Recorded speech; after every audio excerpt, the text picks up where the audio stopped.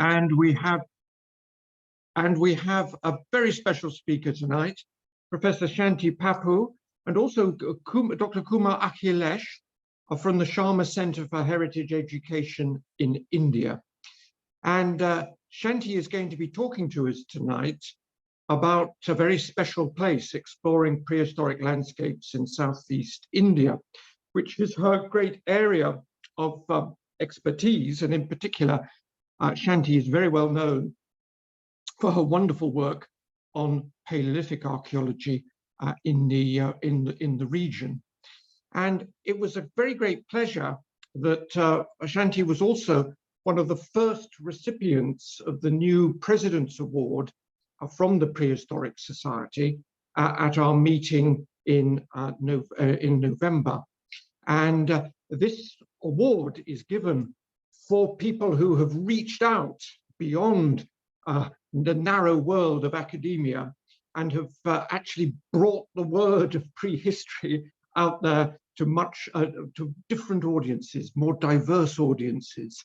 And Shanti's work exemplifies that beautifully through the Sharma Center for Heritage Education, in which she is now a world figure in the heritage outreach movement. So it's a very great, it was a very great pleasure to see that Shanti was the recipient of this award, this first new award, the President's Award. And it's wonderful that tonight she can tell us some of this work that she undertakes through these prehistoric landscapes in Southeast India. So I think at this point, I'll hand over to Shanti, who I've known for many years, and I'm looking forward very much to this talk. So Shanti, it's over to you at the unbelievably late hour of 12:30 at night in India, for which you deserve the Society's everlasting thanks. Thank you. Thank you very much for your very kind words, and thank you for inviting me. And I was delighted and so honored to get the President's Award. Of course, it's all teamwork, and so I thank my entire team for this. And I'm so happy to be here and speak even at this very late hour, because we are really excited about our work and we are very passionate about speaking to people about it, and we can ramble on for hours. So if I carry on too long, just shut me up. So I'm here with my colleague, Dr. Akhilesh, and he'll be chipping in to answer questions if there are any which comes up later. So to begin with, today, the research that I'm going to present is a result of multiple inputs from an ever-growing team of archaeologists and other scientists that we have built up over the past 20 years and are still adding to the number of photographs you see on the screen, to the local villagers and the people we work with in the field. We have just come back from some field work, and we are so happy to go back all the time and meet all the people who live at these very special sites. And our story is not only the story of our research, but also of the volunteers, the community, and the authorities who have helped us and to whom I dedicate this talk. So today I'm going to speak about our research in Southeast India, and I'm going to sort of zoom down. Let me see if I can find the little, sorry, I just want to find the little, mark pointer, but seems to have disappeared. But never mind. Today I'm going to speak about research moving from the level of landscapes to sites to lithics, of course, chronology and paleo-environments. But I'm also going to situate this in the context of general debates in South Asian prehistory, the history of research, which has such a fascinating context to our work. And also, apart from the archaeology, I'm going to talk about a little bit about impacts on sites, planning and capacity building, and our outreach. So we highlight aspects of our research primarily in the Acheulean and Paleolithic, not only at the site of Atharampakam, but also ongoing projects at other prehistoric sites in the region that have provided some very new insights into behavioral variability across this area. And we are going to look at both short and long-term occupational records, shifting spatial patterns across these landscape usages and varied behavioral and decision-making strategies through time. So some of these sites are really very special in many ways and areas of interest for both hominids and us. So we discuss our theoretical approaches, the methodologies, including the mapping experiments done by Akhilesh and some of the significant results, and culminate with talking about how all this research should not be locked in academic publications that are read by a very tiny percentage of people, but can reach out to the community. So before we get into that, we need to situate our projects within the broader framework of the known and the unknown in the South Asian Acheulean in particular. And what's interesting is that in India, in South Asia, we've had this fantastic, really long history of research beginning back in the 19th century, and with fantastic information by numerous scholars. And I've just, sort of condensed some of their photos into this box on top, but there are many more. And their work has led to this amazing body of information on site contexts, on paleo-environments, on dates, on the technological variability, and so many other topics. And it's really interesting that way back in 1863, the first Paleolithic stone tools were discovered by this British geologist Robert Bruce Foote in the very area where we are now working. And through the years, so many different theoretical frameworks have been used to interpret all this information. And these have played a key role in influencing perceptions of the South Asian Paleolithic. So today, this cumulative research has, on the positive side, yielded this high density of sites with a lot of lithic assemblages and very good records. But on the negative side, we have very few well-dated and excavated sites. Of course, the big lacuna being the paucity of fossil hominins and the paleo-environmental proxies, which still require a lot of work to to be able to situate behavior within in a proper context. And also there is a tendency to publish in local journals and books, which have led to studies by South Asian prehistorians often being uncited in global discourses. So we have a really long record of occupation, right from perhaps around 1.5 million years ago, perhaps older, with a potential for informing on key issues on cultural transitions and changes with implications, of course, in terms of behavior. And we also have a long record of spatial and temporal variability, which will be coming up a little later in the talk, and a rich record of sites in, as you can see here, in so many different sedimentary contexts, and of course with varied lithic assemblages, different raw materials, highlighting varied aspects of hominin cognition through time and across space. Despite the occurrence of fossil faunal remains being rather sparse, especially in areas where you have tools. So you have a lot of fossil remains in particular sites and areas, and not necessarily always in connection with the archaeological sites. So there is a problem in many of the debates in hominin niches, and there's quite a lot of disconnects often seen in efforts in piecing together inferences for the same. And this is true also in the case of the fragmentary hominin fossil remains that we find. And therefore, one of the key issues and the key sources of evidence for Indian prehistory lies in the lithics, which we'll be talking a lot about later.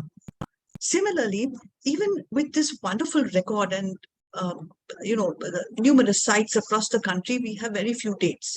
And this is just an example of some of the dates which are coming from the Acheulean sites in particular. And as you can see, the little red ones are the ones which have been dated. And there are some sites with really old dates, some sites which are really young, and others which are increasingly being found nowadays with evidence of some perhaps early transitions to a middle Paleolithic. So because of this paucity, you have a lot of issues in debates on questions related to, say, for example, migration across Eurasia. But what we do have is a fantastic lithic record. And whether we are talking about evolution or endings or variability in the technology and assemblage structure, cognition or behavior, this is something that we really have a lot of. And anyone who has visited sites in India is really always amazed at the diversity and the richness of many of these sites. Another issue is the question of the issues related to population migrations. And one of these is a question of Acheulean origins and whether there is anything which predates the Acheulean in India. This remains rather controversial, and we have, for example, I put a big question mark here, because although there are a few dates from some of the sites, these are have been critiqued in some ways. And although personally I don't see why there's no reason to have something older than the Acheulean, but at present this is a matter of some discussion. So a number of sites have been proposed to be mode 1. And as you can see, many of them are in red, and I've marked that on the map here, where there has been a critique, but some still remain fairly convincing. And so this is one issue which needs to be thought about in some depth in Indian Paleolithic research. So when you look at the history of the fluctuating fortunes, if I may call it, of the mode 1 in India, historically speaking, there have been a number of claims which have risen and fallen. And the question of Acheulean origins, therefore, is one which is very much debated in India. And at present, this is the situation of what we consider to be, the occurrence of a mode 1 or an older one, or whatever you may call it. And we must remember that in all these debates on mode 1, there has been a historical trajectory of acceptance and dismissals and the like. This uncertainty disappears when we come to the Acheulean, and it's very clear from several dates now across India that the earliest sites definitely date back to the early Pleistocene, and I will discuss this more in this talk. Again, when we come to the question of the Middle Paleolithic and perhaps modern humans or others roaming around, there have been a number of hypotheses being proposed, and each one has a different age estimate and a different implication in terms of the technology associated with it. So this is where we stand as far as questions on debates on population dispersals remain, and in questions of some of the big problems which we are trying to address in research in the Indian Paleolithic record. With that little background, I'd like to come straight to our research project and first situate this within a sort of a historical perspective, and then zoom down to what our work actually involves. So the region we are going to take you to today is located in the deep south. So you can see all these little tiny red dots over here are Paleolithic sites in the region we are working in Southeast India.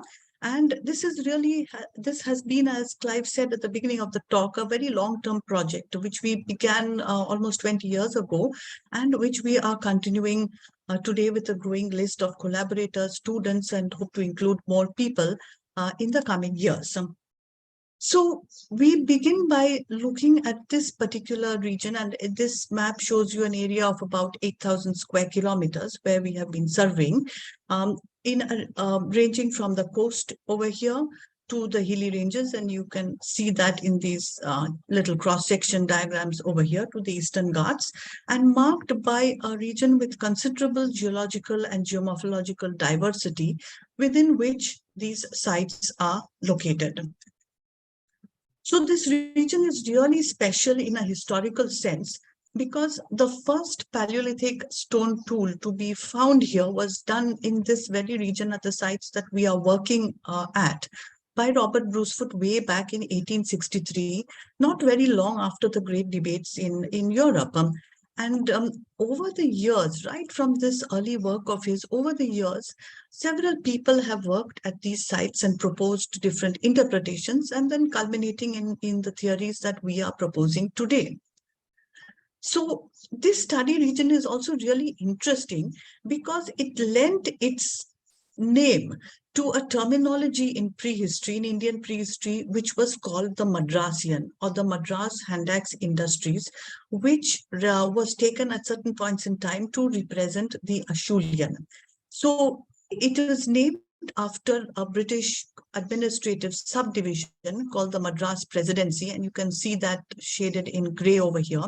And then this term was carried forward over the years and finally became quite a important feature when in Indian publications and also in museum catalogs abroad. So when I go abroad and I see something classified as coming from the Madras region or the Madras Handax Industries, I know exactly what they're talking about.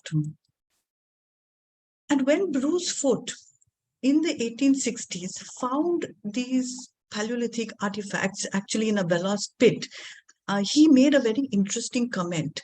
And he said that he referred back to Joseph Prestwich, John Evans, Hugh Falconer, Boucher de Perth's discoveries, and he stated that the news of this remarkable revelation had turned my thoughts to the necessity of looking for possible similar traces of early human art in South India, where my work then lay, and he was lucky enough to find them. So when he found them, he said it was a matter of satisfaction rather than great surprise.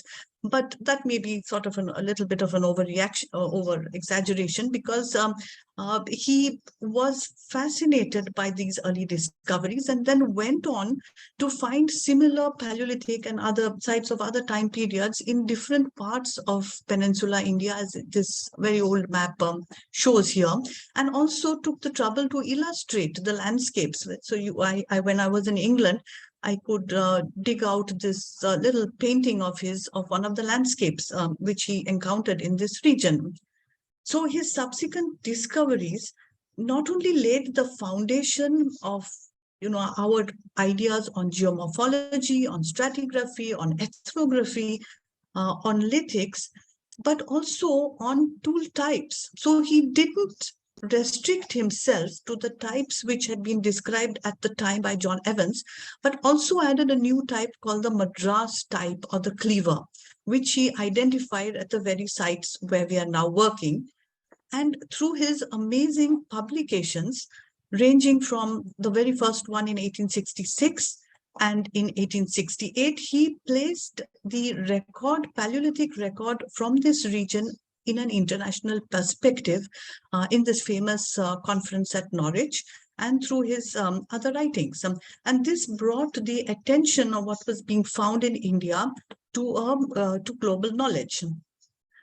And the repercussions of this are seen in the 1930s, when the Austrian Oswald Mengen actually coined the term Madrasian to describe these biface-based industries, which we now call Acheulean in this region. And this term was picked up in India by Indian prehistorians of the time and became really popular. So by the 1930s, when you have other very famous Indian prehistorians like V.D. Krishnaswamy, or the very famous Yale-Cambridge expedition working across India, they picked up this terminology. And over the 1930s, it became a sort of a foundation for some of their theories of cultural dichotomies of the Acheulean versus non-Acheulean, and linked to the Mobius line and various other topics of global interest. So this term now entered the broader picture, and although I think this schematic is rather tiny, but you can read about it in the article, over time the connotations of what this Madrasian represented and its influence on thinking about the Acheulean and comparing it with African industries, or even with what was happening in Southeast Asia, became a trend. And the term was dropped very recently, actually, and continued for a very long time. So whatever it is, it had an impact on influencing what was happening in the rest of Indian prehistory. With this little background, now let's zoom down to some of the sites that we are working at and for us are very, very special. So in our research projects, we had this huge area and we implemented multi-pronged survey strategies aimed at recovering controlled information on lithic assemblages, on site stratigraphy, through transect surveys, point plotting of various things, and even using ground penetrating radar very recently to be able to pick up subsurface horizons of sediments that we were interested in, and also working with collaborators using satellite data to be able not only to map these formations and sites, but to develop some models of predictive location models to be able to locate sites very fast, because as you know, we are always strapped for time and money. And this really helped us in demarcating some areas where we could zero down to and sort of find sites fairly, more rapidly. So on that basis, we revisited sites discovered by Bruce Foote and other early scholars and discovered more sites ourselves. And we found this wonderful record ranging right from the Acheulean to a late Paleolithic, distributed across this entire area. And of course, these occur in different geomorphological contexts, be they regoliths or colluvial beds or fluvial lacustrine deposits, as you can see here in these images, and clustered in different areas. So while these reddish bits over here represent typical sites in ferricretes or ferruginous sediments, there are also sites occurring in fluvial lacustrine or other contexts, and also some rock shelters as well. And it's really interesting that in this long-term continuity of occupation, we note marked changes in areas occupied, say, for example, by Acheulean hominins compared to those occupied by, say, the succeeding Middle Paleolithic. And this difference is linked to various factors. One, of course, is preservation of sediments of that particular time period. But others are related to behavioral aspects. For example, decisions made as to how far they should move away, or they were able to move away from raw material sources, or decisions made as regards regions to be occupied. So this is something that we find very interesting in this region. And this brings us to questions related to the rocks used. So the range of raw material sources, and you can see here on this map, all these little colors represent different formations with different types of raw materials, primarily quartzites, quartzitic sandstones, but there is also some chert and other materials, even silicified wood used in the late Paleolithic somewhere down south here. So it was really interesting to see that the variability in the exposure or burial through time of these raw material sources is reflected at many of these sites we are studying, and also the nature of the occurrence of these rocks, whether they occur in the form of smaller pebbles or boulder conglomerates or other forms, which have influenced decisions made as to what to use and what could be used at which point in time. So these formations derived from Cretaceous outcrops were the primary source of rocks that were reworked over the Quaternary and earlier in various deposits and exploited at different points in time. So equally important are differences in site sizes. So when we speak of a site, of course, we have to be really cautious as to what we mean here. But whatever it is, the densities of artifacts across the region and the variability in the assemblage composition at different places gives us some insights into how people utilize this landscape through time. And also, it's very important because it helps us understand the complex issues of palimpsests on some of these stable land surfaces and site formation. So you have, for example, some Acheulean sites with these fantastic large cores and others which completely lack any cores and are reflective of the final stages of use and discard of hand axes. In addition, we have been working with colleagues in trying to build up a picture of the quaternary over this area, not only with respect to prehistoric sites, but also to other sections which have some information which may be of use for getting some other proxies. So this study is still going on, but it ranges from these macroscopic movements across the entire landscape to zooming down at and around specific sites like which I'm going to talk about, Athirampakam, where we have been able to study this little stream in great detail, map the sections and look at what's happening on a very tiny scale across this bit of landscape. Plus, along with colleagues again, as I said earlier, in this particular region, we lack fossils. So we lack faunal remains. There are very few and not sufficient to be able to give us a good picture of what was happening. So in order to maximize what we do have, we collaborated with many of my wonderful colleagues and are able to provide now, at least for this tiny patch of land, some perspective on variability in the in phases of aridity, in phases of more humid phases at this site and in the vicinity of this site, and also to get some information on the paleovegetation through studies of phytoliths, which happen to be very well preserved in this area, and also include aspects of the taphonomy of, say, phytoliths, for example, to build that into our studies of reconstructing the vegetation and reconstructing the, local environments around some of these prehistoric sites. So with this background in mind, let's zoom down to some of the very special places which the topic is all about. And I'm going to talk about our recent research at the sites of Athirampakam and a neighboring site which we have just recently begun studying and excavating till COVID shut us down. And now we hope to get back to that, which is not very far away from that. So if you look at one of the core regions which we are studying, and there are several of these, but I'll focus only on this one today. You see here all these little yellow dots, which are prehistoric sites.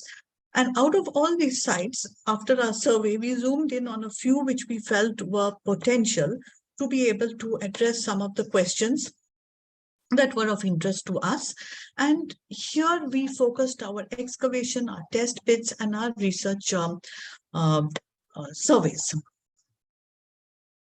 So when you look at the key site of Athirampakam, and I've just come back from there this morning with some visitors, one of the most important sites in terms of not only the historical development of research questions here, but also in terms of what it can tell us about Acheulean and Middle Paleolithic behavior is this one.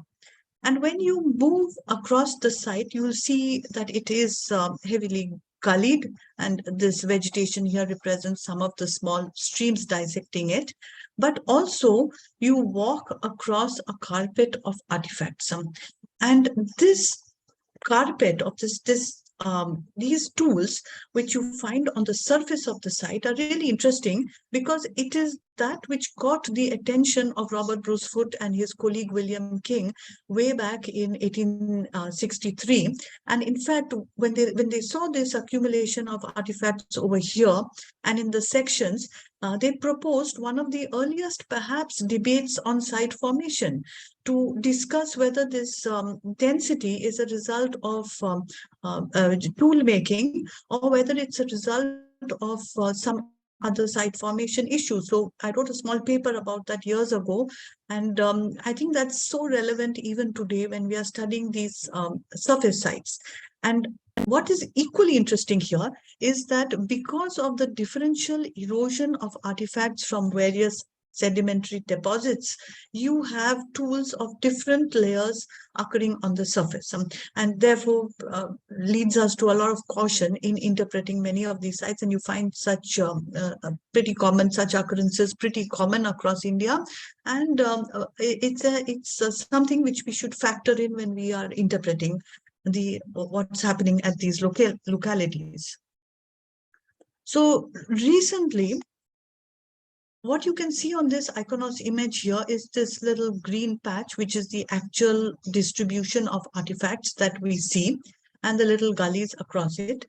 But what we did recently was to take a ground penetrating radar survey to look at some of the deposits in the surrounding the site and across it. And this is important for us not only to gain an idea of the wider distribution of certain artifact-bearing deposits in any region, but also to get an idea of what is happening in the boundaries of the site through time and shifts in the courses of this small little stream, and many other issues which can be figured out from these studies. When we excavated the site, and you can see here, it's a very, very big area of about, several very, very large area. And we took different trenches at Athirampakam across the site to be able to get a perspective of what was happening across it in terms of spatial variability. So not only these very large horizontal trenches that I'll talk about later, but step trenches and test bits as well. And at the neighboring site of Senra and Palyam, which we excavated more recently, we were also able to do far more detailed studies in photogrammetry of the various deposits that we were excavating, so we can get these wonderful 3D reconstructions, and also in using laser scanning and laser total stations to be able to plot everything.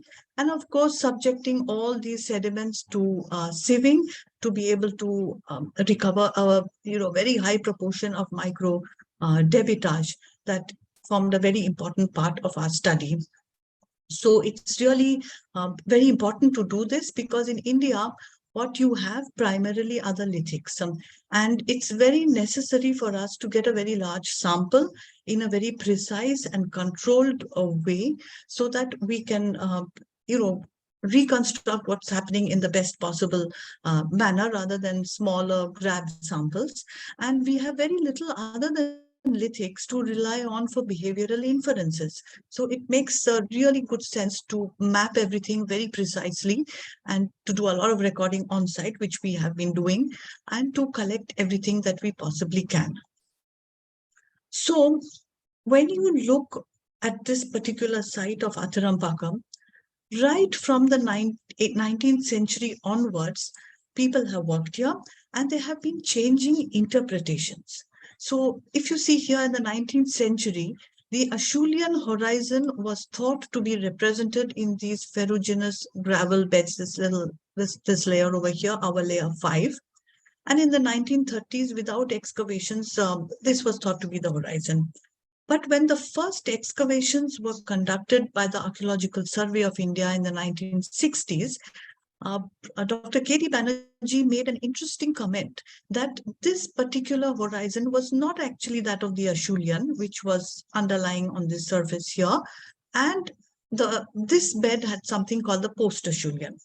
Now, for over 100 years, this gray clay stuff at the bottom was termed to be a Cretaceous shale, and therefore could not have any archaeology within it at all. But when we started digging, and this is really interesting, because the local people at the village where we are working, they told us that if you want to find these large pieces of stone, you have to dig within this deposit and not anywhere above. And we trusted them, because there's no one who knows the land better than the local villagers who live there and work with it daily. And so we dug down and we found the Acheulean in all trenches in deposits which people had classified as Cretaceous earlier, and which we now know are not.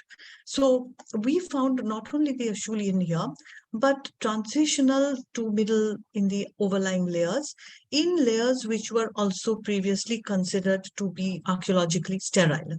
So this is just an interesting aspect of changing concepts of what was the Acheulean horizon, or where artifacts could be found through time at a single site. So what do we find here? At this particular site, in all the trenches, right at the bottom in these argillaceous sediments, we find the Acheulean horizons, whether it's here, or in this trench, or in this one, in what we termed layer 6. And then above that, you get assemblages which range from transitional to a middle. And then sometime in the uppermost layers, this particular site was finally abandoned, perhaps at a very local level, and we don't have anything in this top horizon at all. Within the Acheulean level, we have these very thick, low-energy fluvio-lacustrine deposits. This one is almost 9 meters thick, with the Acheulean occurring up to a depth of about 6.8 meters.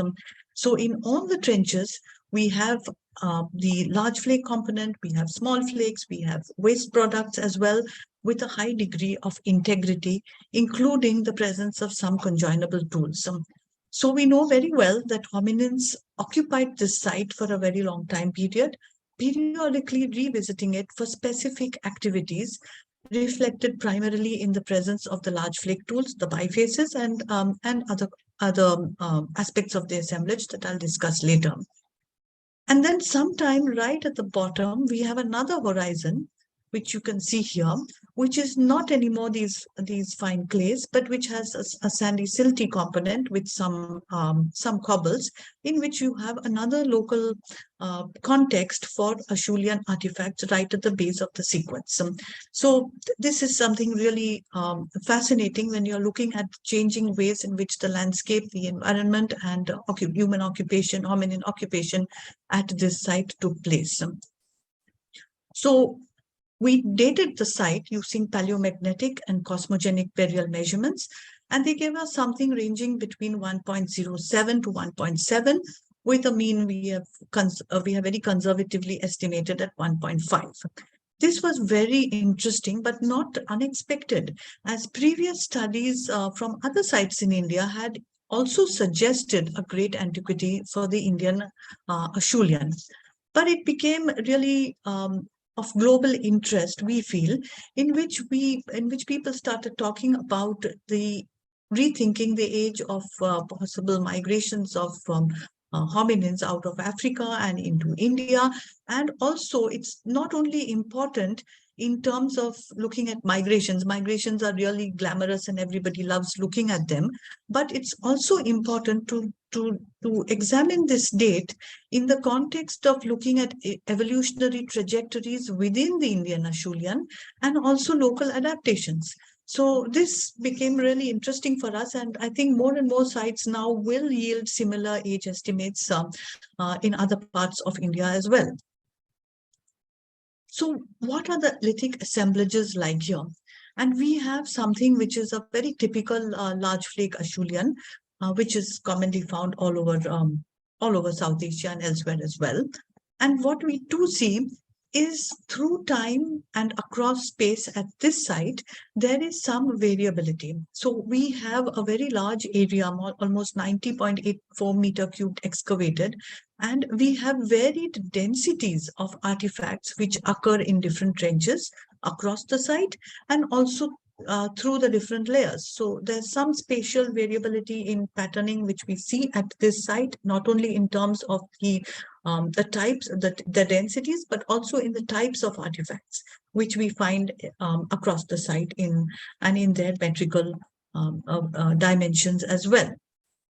So what is really important is that in the Acheulean levels at Athirampakkam, there are no large cobbles or boulders which are suitable for production of large flakes, which is the typical Acheulean assemblage here.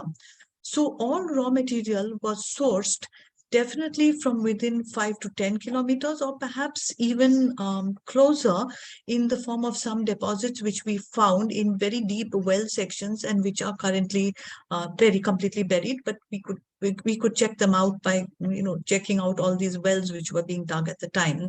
So we have no raw material at that time at the site, but the sourcing of the rocks was done somewhere elsewhere, perhaps close or somewhere else.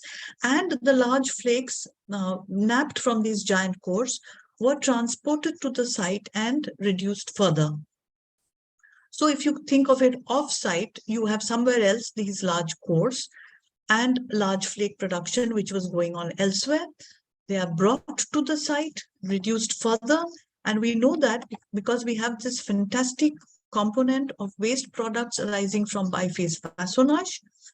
And many of these waste products, another interesting strategy, were retouched into a significant component of these small flake tools, used and discarded.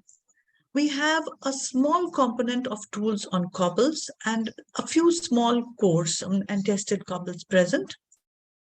Following use, the artifacts are discarded, but we do suspect the curation of hammer stones. We don't find any at the site. So either they were using maybe soft hammer, which we do not find evidence of that in the lithics, or curated and carried elsewhere, just as Akhilesh does with his hammer stones in his knapping experiments. So to understand these lithics, moving beyond typology, one of our key projects going on is experimental knapping. So this is done by Akhilesh, who is here in the meeting, and we have, I won't talk much about that here, but we do have a program which is going on for a very long time in looking at designing various experiments, selecting obviously the right materials, and documenting these primarily to look at, to compare with our own assemblages, to look at the Atharampakam and now the Senra and Palyam, the other site assemblages, and to look at different strategies for production of large flakes, manufacture, tool use, causes for discard, and issues related to decision making, issues related to skill, issues related to problem solving in various reduction streams. So all these processes now, this documentation is going on, and along with tool use on different raw materials. And some of the preliminary results were presented recently at a conference by some of our collaborators. And we hope that we'll be able to get some better data in the years to come and build up a very nice database on what are the effects of the particular specific rocks used in this region in terms of looking at macroscopic and microscopic wear traces. Now, in our lithic studies, we are looking for patterning, for example, in the nature of these large flakes. And as you can see here, this is a beautiful Kombewa. We have some Kombewa element as well. How they were manufactured, brought to the site, detached from giant cores, and further reduced. Patterning in metrical dimensions and other qualitative variables, looking at diacritical studies, and now with the help of another colleague of ours, Dr. Prachi, to look at these bifaces through 3D scanning, geometric morphometrics, and also study deconstructing them to look at the flaking patterns, supplemented by experimental studies and replication of cleavers and hand axes, and looking at different ways in which they were shaped into a range of small tools and, of course, the waste products. So one of the key aspects of the site, in addition to the bifaces, are these large flakes, which were manufactured elsewhere and brought to the site. But we do note clear preferences for certain size ranges and for certain parameters, which were preferred by the hominins, either as a matter of ergonomics in transport or for certain functional reasons. A number of techniques for detaching these large flakes can be identified, ranging from Kombewa, some of the bifacial flaking of large cores, and others including slicing cobbles. And once again, although at this site became really famous for its hand axes, we must remember that there are other tools which are equally important. But nevertheless, when you come to the hand axes at this site, which were really, became sort of characteristic against which other bifaces across India were compared, we note that even though they dominate the bifaces. There are very few cleavers as compared to hand axes, and this is a pattern which we note at certain sites in certain parts of Southeast India. There are definite preferences for certain size ranges. They are mostly on large flake blanks, and based on technological studies of deconstructing the flaking patterns of these hand axes, at least 10 different strategies could be demarcated. Again, with preferences for certain size ranges and certain decisions made as to which part of the hand axe to nap or which surface to nap. Cleavers are very few, and yet they are fascinating to look at, primarily because we note varied levels of reduction, considerable variability in the morphology, in the edge shapes, angles, lengths, and in the strategies which were used for detachment of these large cleaver flakes. So Akhilesh could replicate many of the cleaver technological strategies used for obtaining cleavers at the site. And we have shown here some 4 major techniques which were used, ranging from Combewa to just plain cortical cleavers, and actually reconstructed the ways in which these were made and then retouched. And obviously, in looking at these types, sometimes, as we were discussing today with a visitor to our site, sometimes, and I'll just go back a bit, it's not necessary that you need to push tools always into well-defined types, but it's more important, we feel, to look at the overall reduction streams, to look at the type of blanks which are being selected, to look at the raw materials used, and the ways in which these hominins resolved problems and resolved various issues while flaking to be able to come out with what they felt was a great cutting edge. So because, again, you have a paucity of raw material on site, we have aspects such as the curation of hammerstones away from the site, the use of bifaces as cores. And I say this in a very general way, because many of the biface thinning flakes that were obtained at this site were subsequently retouched and used into small flake tools.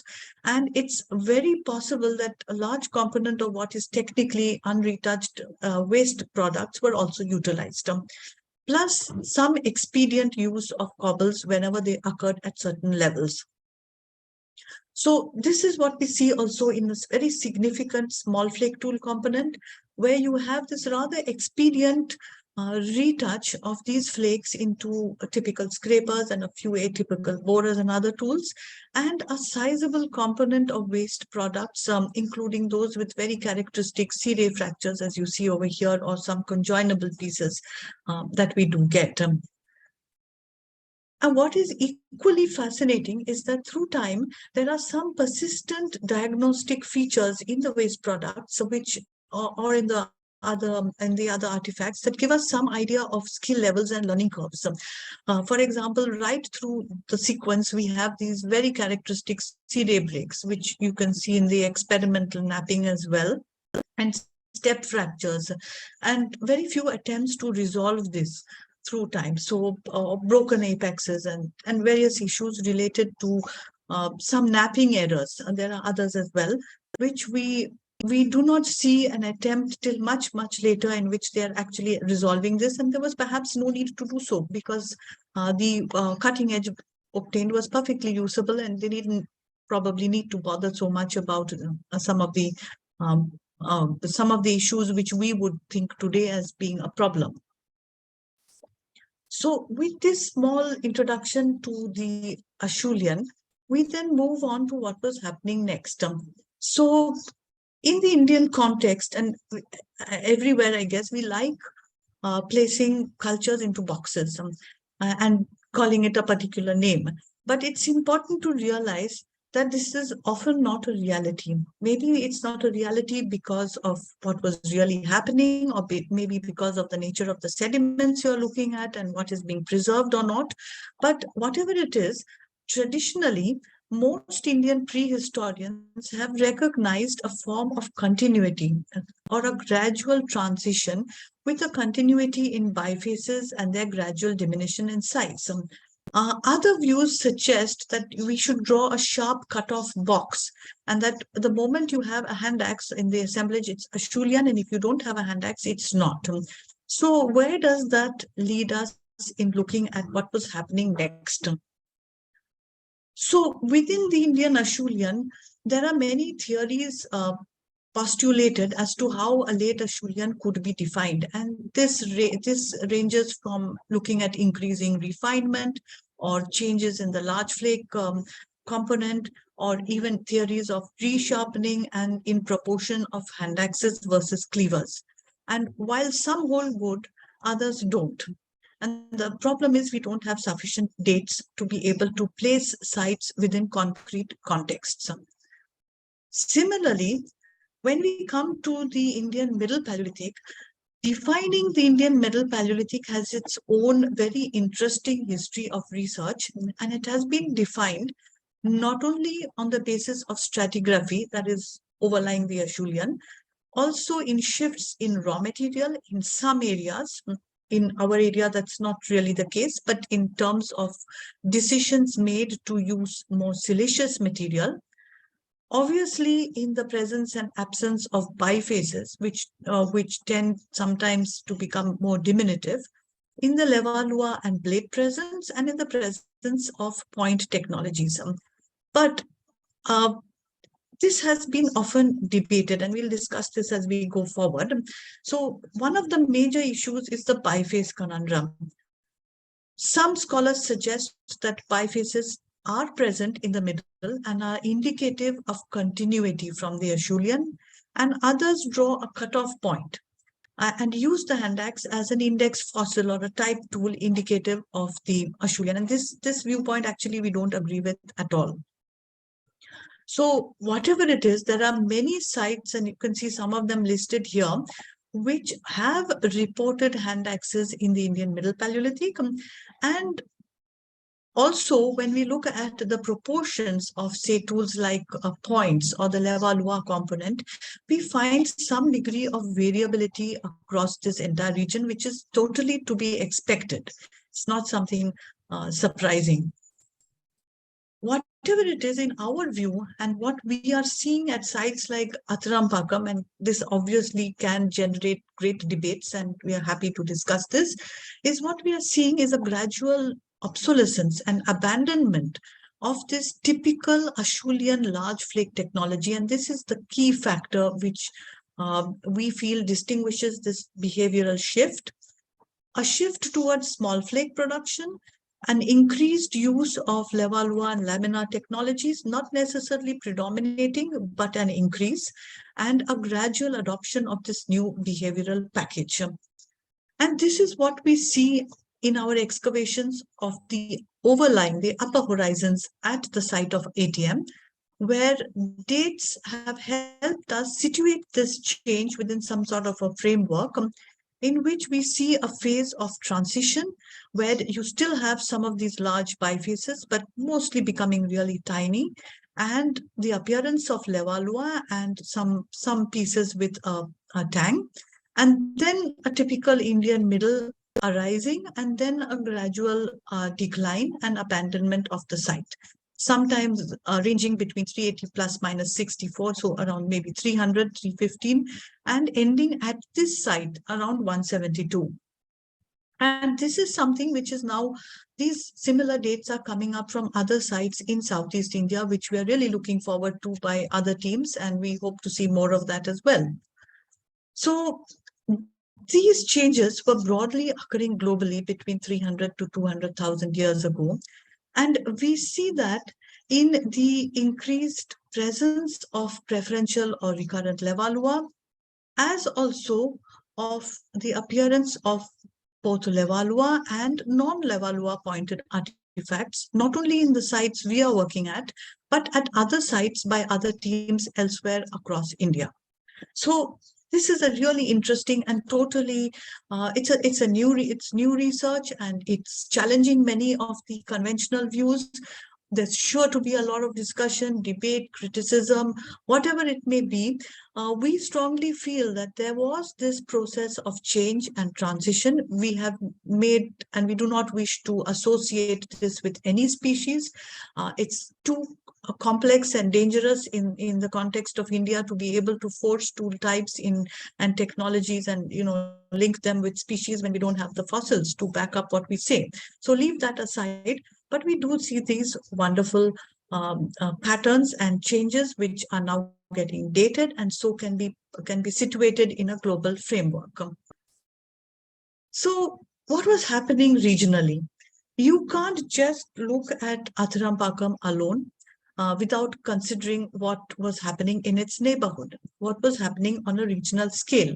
So let's move on to some other special places in the landscape.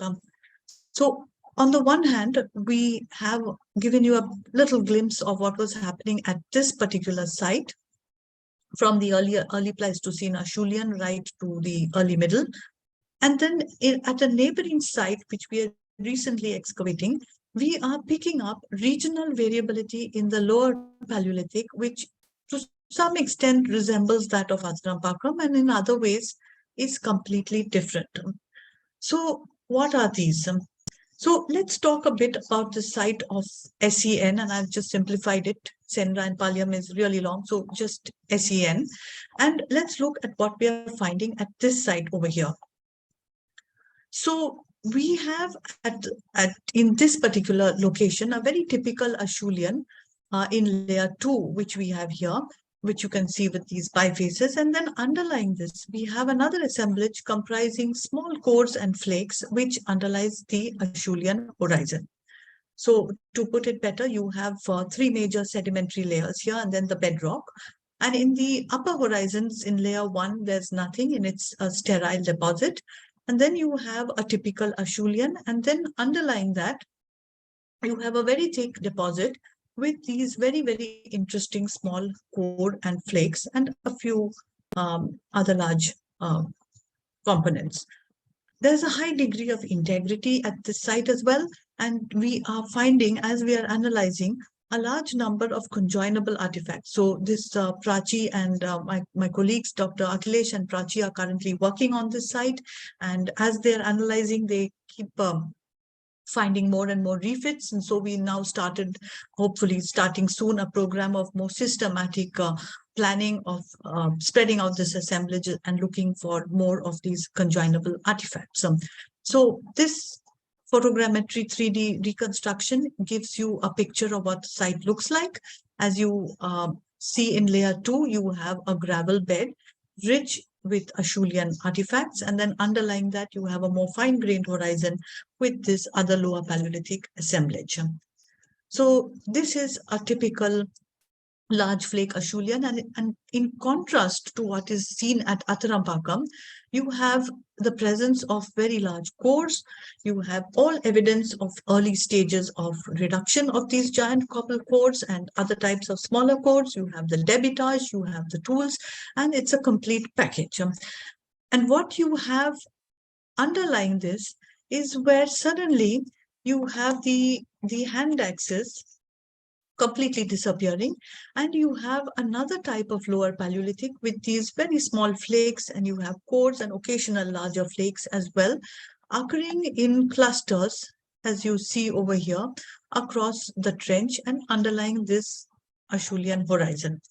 So we have these really small flakes, and you can see here the clustering around these size ranges, and primarily made of quartzitic sandstones. You have a different change in raw material, which was again sourced very locally, and very, very interesting patterns in the types of cores which Dr. Akhilesh and Prachi are currently working on, and deconstructing different methods of core reduction in these early assemblages. So you get from this image a picture of the different types of core reduction, which are all really very simple at this point in time, and in many ways different from what was happening in the overlying horizons. So this is where we are right now in our analysis. The site is being dated. This is in collaboration with colleagues from CNIA, University of Lyon, France, with the French Institute Pondicherry, with colleagues in Sri Lanka. And we hope that very soon we'll be able to get some dates and discuss what this variability in this assemblage means in terms of whether it represents some functional variability of the broader Acheulean picture lacking bifaces, LCTs, or biface reduction debitage, or whether it is something else. So I leave that question open right now, and we can talk about that maybe in a few months' time. Now, all this research is fine, but as Clive mentioned, it's limited to a few of you who are, tuning into this talk, and also to, a very small percentage of the population. And in a country like India, where prehistory is really not that well known compared to the magnificent monuments and sculptures and, other heritage that we have, it became very essential for us right from 1999 onwards, when we first started work. Akhilesh and I felt that it's not enough just to publish in Nature or Science or wherever you want to publish, but to reach out to people with this information. So what we have been thinking about is also the fact that because of a lot of development going on, infrastructure and other mechanization of cultivation, dams, etc., many of these sites are rapidly disappearing. So this rapid urbanization led us to take up a project in which we used satellite remote sensing to actually map the impacts at all the sites in our study region over an area of 8,000 square kilometers, and then go down to the field and check what was happening in real time on the ground. So we could develop at least, and this is published, we could develop some quantification of the impacts affecting these prehistoric sites, and then look at the sites in greater detail and come out with some models as to how they could be conserved, or at least you could plan for conservation. It's not possible, of course, to conserve everything. We have too much in India, but at least to select certain key sites and conserve them completely with no development, and other sites for salvage, or other sites for just educational purposes, for taking people to, or whatever the case may be. So that's what we were doing. But at the same time, it was very important for us to reach out through public outreach. So whether it is taking children, as you can see here, and having workshops on site, or in our institute, or in the form of traveling modules or workshops, this is something that we began a long time back. And our philosophy was something like create. So to create an innovative pedagogy, which is firstly interdisciplinary, involves immersive learning. As you can see here, everything is hands-on, and children actually excavate mock trenches or make colors for rock art, or nap tools, and Akhilesh actually teaches them how to nap, of course, with all the safety precautions. And to convey through these very, very carefully structured modules, specific targeted ideas, and whatever the topic may be, to ultimately sensitize people towards issues related to conservation and sustainable conservation of this heritage which we have in India. And the second aspect was connect. That is to connect, to bridge the gap between scientists and students through a number of interdisciplinary workshops, whether it is on paleontology or lithics or genetics or paleobotany, as you can see here, and for all age groups. So the actual process of the way in which the scientist, archaeologist thinks is something that is communicated to children, including the fact that we do not know the answers for many questions. So it's not just talking down to anyone, but it's more like a dialogue where we also attempt to show them the processes of how we think to achieve any when we are in our research project. And the last aspect is communicate. So communicate either through print books like this children's book written a long time back, or through these films which are available on our YouTube channel and made by interns interning at our site, or in collaboration like this film on cleavers made with Professor Nama Gorin Inbar, and much more. And also through, because we were very badly hit by COVID, like everybody else in the world, we went online through our Down Ancient Trails forum, and many of the lectures are available on YouTube. And also it sort of broke a number of barriers for us in terms of the inability to access information was now sort of removed. And we could, for the first time, hear talks across the world and to showcase possibly India to children or to teachers or to other groups internationally. So in many ways, though COVID was a disaster, it has broken many barriers which we have tried to use in effective ways for communication. So at the end of this talk, perhaps I'll play a little clip from one of the video of what we do with in our workshops, or that is available in also online, and you can access there as well. So to summarize, what we are trying to do is not only research, but also planning. At least we cannot conserve the site directly, but also suggesting methods for conservation, and then creating this awareness primarily on prehistory and primarily for students and teachers, so that we can hopefully over number of years create this knowledge that this part of India's heritage is as important and as wonderful as our monuments, or the monumental heritage and or the Bronze Age civilizations that most people are aware of. So this has been our strategy in our institute, and in any research program that we are planning, we also factor in this communication and outreach, and also capacity building. So this is something that we feel is really important in the South Asian context when planning any project.